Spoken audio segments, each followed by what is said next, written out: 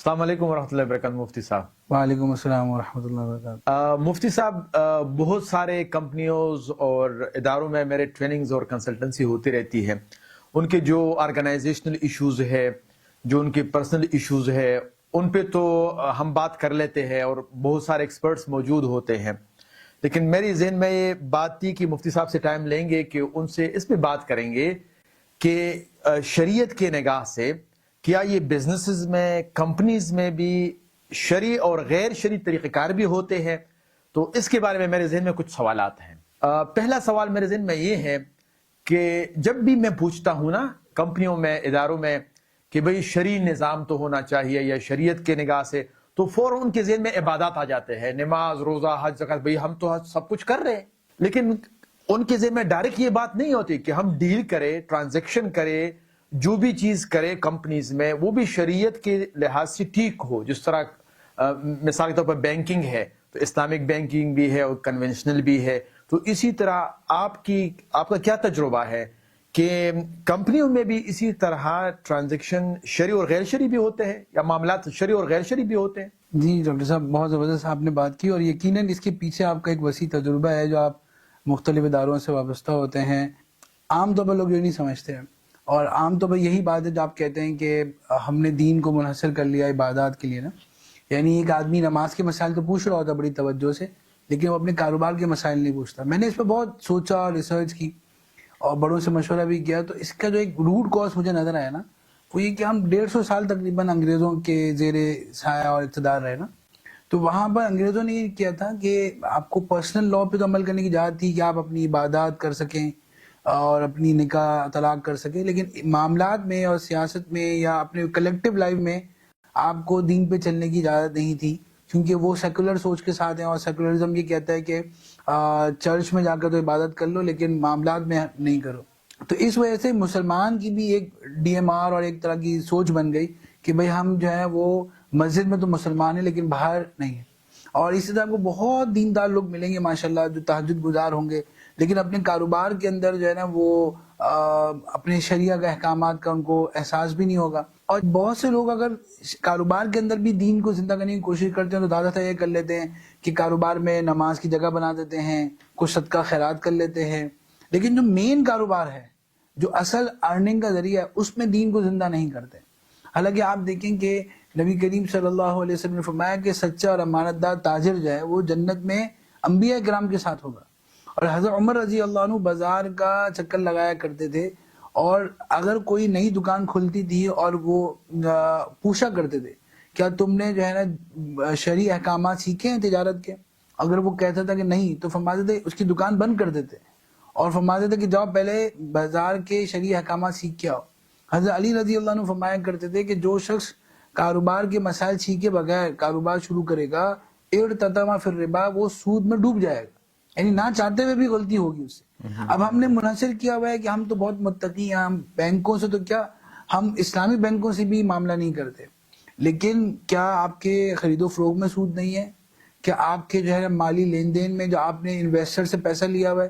میں ایسے لوگوں کو بھی جانتا ہوں جب ہمارے کلائنٹ بنے تو وہ کہتے تھے کہ الحمدللہ ہم تو بینکوں سے بھی دور رہتے ہیں، ہم تو رشوت سے بھی دور رہتے ہیں، لیکن جب ہم نے ان کا انویسٹر کا ایگریمنٹ دیکھا، جب ہم نے ان کی فائنینس کی ٹرانزیکشن دیکھی، ایچ آر کی پریکٹسز دیکھی، تو اس میں صراحتاً سودی معاملات تھے۔ تو یہ تو دیکھیں، جب آپ بھی ماشاءاللہ پرسنل کوچ بھی ہیں، کہ آدمی اگر اپنا اسسمنٹ نہ کرے تو اس کو پتہ بھی نہیں چلتا اس کا بی پی ہوتا ہے، ٹھیک ہے نا، اور اس کو احساس جب ہوتا ہے جب اس کا کوئی آرگن فیل ہو چکا ہوتا ہے۔ تو اسی طرح جب تک آپ نے ایکس رے نہیں کیا اپنے بزنس کا تو آپ کو کیسے پتہ چلے گا کہ آپ کے بزنس میں کون سی چیز نان شریعہ ہو رہی ہے، کون سی چیز شریعہ کمپلائنٹ ہو رہی ہے۔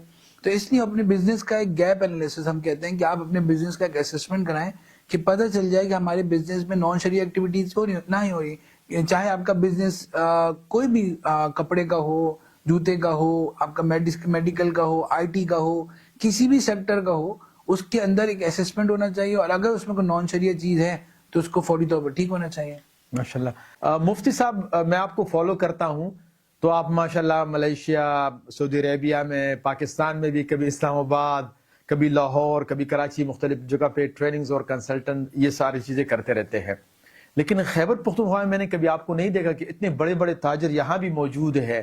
آپ یہاں کبھی نہیں آئے کہ کنسلٹنگ کے لیے وہ اسلامک فائنانس پہ یا ان کی شرعی ایڈوائز دیکھ یہ اس کی کیا وجہ ہے؟ اچھا، آپ نے بڑا ریلیونٹ سوال کیا. آنے کا موقع تو ملا ہے، پشاور میں ہم نے چیمبر میں بھی بات کی ہے، لیکن اس لیول پہ یہاں پر ابھی کانسیپٹ یا ایکسیپٹنس نہیں ہے جو دوسری جگہوں پر ہے.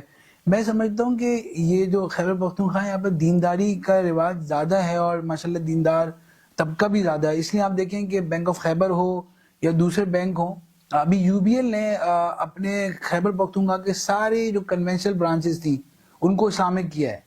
تو اس کا مطلب ہے کہ یہاں پر دینداری کا الحمدللہ ایک بڑا اثر ہے اور لوگ اپنے معاملات کو دین کے مطابق کرنا چاہتے ہیں. لیکن وہی بات کہ وہ سمجھتے ہیں کہ معاملات کی خرابی سے وہ صرف جو ہے نا بینکوں تک ہے اور یہ سودی اداروں تک ہے، حالانکہ اپنے کاروبار کو دین کے مطابق کرنا. اچھا، ایک اور بات میں آپ کو بتاؤں گا کہ دین، دیکھیں ایک کانسیپٹ سمجھیں. کانسیپٹ یہ ہے کہ نبی کریم صلی اللہ علیہ وسلم خاتم النبیین ہیں، ہم سب یقین رکھتے ہیں. اچھا، ختم نبوت کا ایک مقصد تو عمومی طور پر لوگوں کے ذہن میں ہوتا ہے کہ آپ کے بعد کوئی نبی نہیں آئے گا یقیناً، لیکن اس کا مقصد، اس کا ایک بڑا امپلیکیشن یہ ہے کہ آدمی یہ یقین رکھے کہ نبی کریم صلی اللہ علیہ وسلم کے بعد کوئی نبی اس لیے بھی نہیں آئے گا کہ آپ صلی اللہ علیہ وسلم جو دین لے کے آئے، جو نظام لے کے آئے، وہ سب سے اکمل لے کے آئے. تو اب اس کے بعد کوئی اس سے بڑھ کر کوئی نظام ہو نہیں سکتا، تو کسی اور نبی کو آنا ہی نہیں ہے. اور اگر میں یہ کہتا ہوں کہ سب سے اعلیٰ اکمل نظام لے کے آئے، تو تجارت کا بھی تو سب سے بہترین نظام لے کے آئے.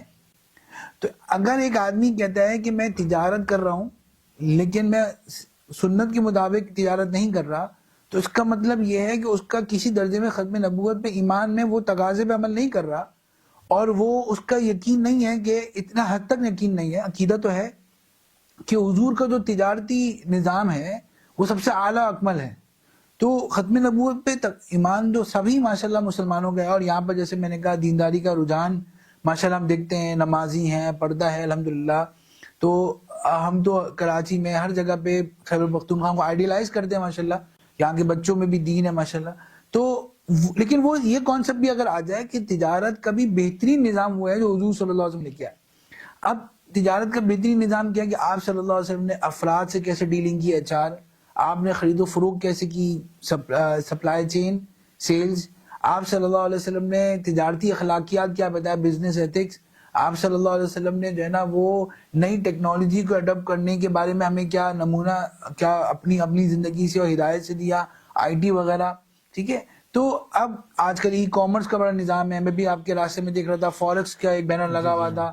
تو اب یہ جو ڈراپ شپنگ ہے یہاں پر ماشاءاللہ بہت لوگ کر رہے ہیں، اور پھر یہ آن لائن ارننگ پہ بہت لوگ ہیں.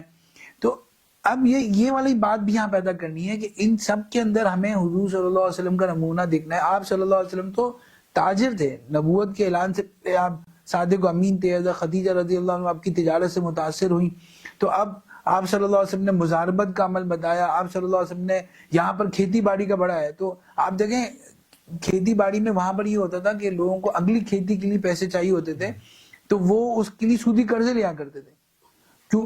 اب وہ جب اسلام آیا تو اسلام نے کہا کہ بھائی کوئی چیز قبضے سے پہلے تم بیچ نہیں سکتے اور سودی قرضہ بھی نہیں لے سکتے. اب کسان پریشان ہو گیا کہ میں اگلی والی فصل کو بیچ نہیں سکتا کیونکہ ابھی قبضہ نہیں آیا، اور اس کے لیے پیسے نہیں لے سکتا سود پہ کیونکہ قرضہ کو دینے کو تیار نہیں. تو کیا کرے؟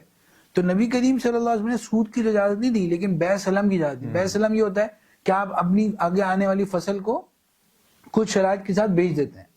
تو فارورڈ سیل کی اجازت دی آپ صلی اللہ علیہ وسلم نے. تو یہاں پر زیادہ تر کھیتی باڑی ہے، وہ اس سلم کے احکامات کو دیکھ سکتے ہیں. یہاں پر باغ کے باغ جو ہے وہ سالوں بک جاتے ہیں، آپ صلی اللہ علیہ وسلم نے اسے سختی سے منع کیا ہے.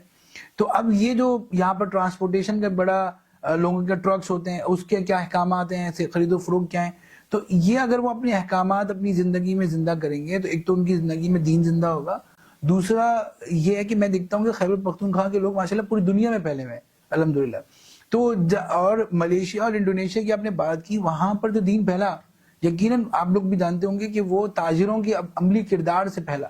تو اگر یہ حضرات بھی وہاں جاتے ہیں دنیا میں اور سنت کے مطابق کاروبار کریں، اخلاقیات کے مطابق کریں، دین سیکھ کر کریں، تو بہت سارے ممالک میں دین کو پھیلانے کا کردار جیسے بھی صوبے سے ہو سکتا ہے.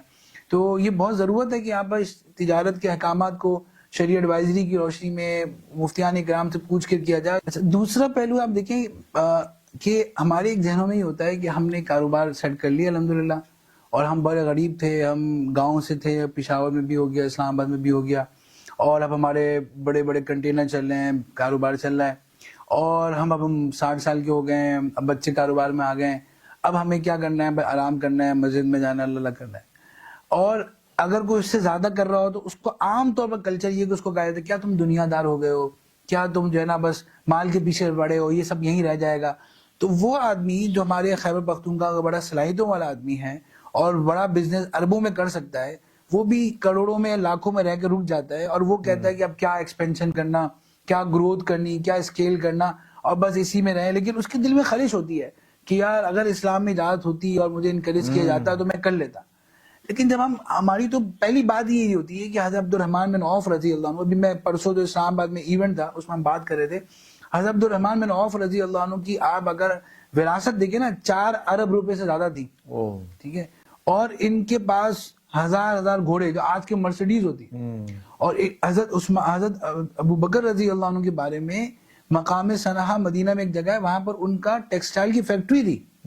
اب جب ہم یہ بات سامنے آتی ہے، سیرت کو پڑھتے ہیں کہ یار بڑا کاروبار کرنا اللہ تعالیٰ کو دینے والا حالات پسند ہے نا، اور حدیث میں کیا فرمایا کہ طاقتور مومن کمزور مومن سے زیادہ پسندیدہ ہے، اور فرمایا کہ بھائی اللہ تعالیٰ نے سورہ نساء میں فرمایا کہ یہ مال تمہارے قیام کا ذریعہ بنا ہے۔ تو جب یہ باتیں سامنے آتی ہیں دین کی تو ان کو حوصلہ ملتا ہے، اور پھر وہ ترقی آتی۔ اچھا ترقی صرف یہ نہیں کہ حدیث سن کے، دیکھیں جب آپ نے دیکھا ہوگا کہ بیماری ختم کیسے ہوتی ہے، جب بندے کے اندر ول پاور آتی ہے۔ تو کاروبار کے بہت سے مسئلے حل ہو جاتے ہیں جب آدمی کے اندر یہ ول آتی ہے کہ جو میں کام کر رہا ہوں تو دین ہے، یہ تو میری آخرت بھی بنا رہا ہے، تو جو کاروبار کی تھکن ہوتی ہے نا وہ دور ہو جاتی ہے۔ صحیح۔ اور حدیث میں آیا من امسا کالن، کہ جو شام کو گھر آئے تھکا ہوا کما کر، بات مغفور اللہ، تو اس کی اللہ مغفرت کر دیتے ہیں۔ اب جب بندہ یہ حدیث سن لیتا ہے تو اس کی دن میں جتنی چک چک اس نے سنی ہے، کاروبار کی جھنجھٹ سنی ہے، اور وہ تو اس طرح کی بہت ساری باتیں ہیں جس کے ذریعے ہمارے دین کو جب ہم شریعت کو کاروبار میں لاتے ہیں تو ہمیں صرف یہ نہیں آخرت ملتی بلکہ دنیا ملتی۔ ایک آخری بات، آپ تو ماشاءاللہ اس کے ایکسپرٹ ہیں اور اس کی کنسلٹنسی دیتے ہیں کہ ورک لائف بیلنس، ٹھیک ہے۔ اب آپ دیکھیں وہ جو دی 100 کتاب ہے جس کے اندر اس نے موسٹ انفلوئنشل پرسن کا نام لکھا، خود وہ نان مسلم تھا لیکن حضور صلی اللہ علیہ وسلم کو پہلے نمبر پہ لا رہا ہے۔ وہ کیا کہہ رہا ہے کہ he was the most extreme successful person in both secular and religious matters، یعنی وہ کہتا ہے کہ دین اور دنیا کے لحاظ سے دونوں میں سب سے زیادہ کامیاب شخص حضور صلی اللہ علیہ وسلم کی ذات ہے۔ تو ہم اگر گورے کو فالو کریں، وہ اچھا سائنسدان ہے تو اچھا باپ نہیں ہے، اچھا جو ہے وہ ہسبینڈ ہے تو اچھا پولیٹیشین نہیں ہے، لیکن حضور صلی اللہ علیہ وسلم جو ہے مدینے کے گورنر بھی ہیں، اگر ایک ایسے سے دیکھیں تو اچھے باپ بھی ہیں، ان سے بڑھ کر کوئی بہترین شوہر نہیں تھا۔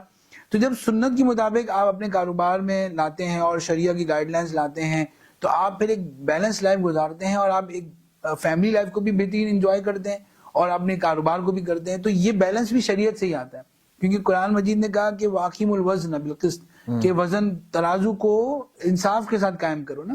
تو اب یہ قرآن بتائے گا، حدیث بتائے گی کب فیملی کو وقت دینا ہے، کتنا کاروبار کو وقت دینا ہے، اور کتنا سوشل لائف کو وقت دینا ہے، کتنا تبلیغ کو وقت دینا ہے، ورنہ ہم کسی نہ کسی جذبات میں بہہ کے کسی ایک طرف زیادہ ہو جاتے ہیں۔ تو یہ بہت سے بینیفٹ ہیں جو کاروبار کو حاصل ہوتے ہیں جب وہ شریعہ کے مطابق چل رہے ہوتے ہیں۔ مفتی صاحب آج کی گفتگو سے مجھے تو ایسا محسوس ہو رہا ہے کہ آپ کی اس گفتگو کی وجہ سے میرا خود اپنا شوق بڑھ گیا ہے کہ بزنس ہونا چاہیے، اگر اس میں شریعہ کنسلٹنسی ہو تو اور بھی مزے ہوں گے، ورک لائف بیلنس بھی ہوگی، گروتھ بھی ہوگا، اور میرا بھی دل چاہے گا کہ عبد الرحمن ابن عوف کی طرح ہمارے بھی بہت سارے مسلمان بھائی اور پشتون بھائی آگے بڑھے، بزنس کریں۔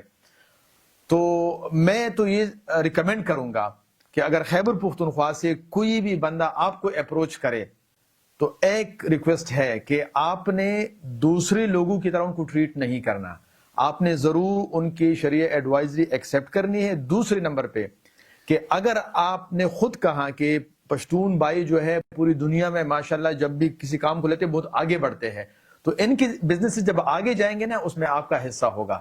تو بس ایک ہی ریکویسٹ ہے اور کہ آپ ضرور جب بھی یہاں سے کوئی کال آئے، کوئی پروپوزل آئے تو آپ اس کو ایکسیپٹ کریں۔ دوسری بات، مجھے بہت خوشی ہو رہی ہے کہ یہ موقع آپ نے ہمیں فراہم کیا، آپ نے ٹائم دے دیا۔ انشاءاللہ نیکسٹ ٹائم بھی ہم آپ سے ٹائم لیں گے اور اسی بھی بات ضرور کریں گے۔ थैंक यू वेरी मच, बहुत बड़ी मेहरबानी.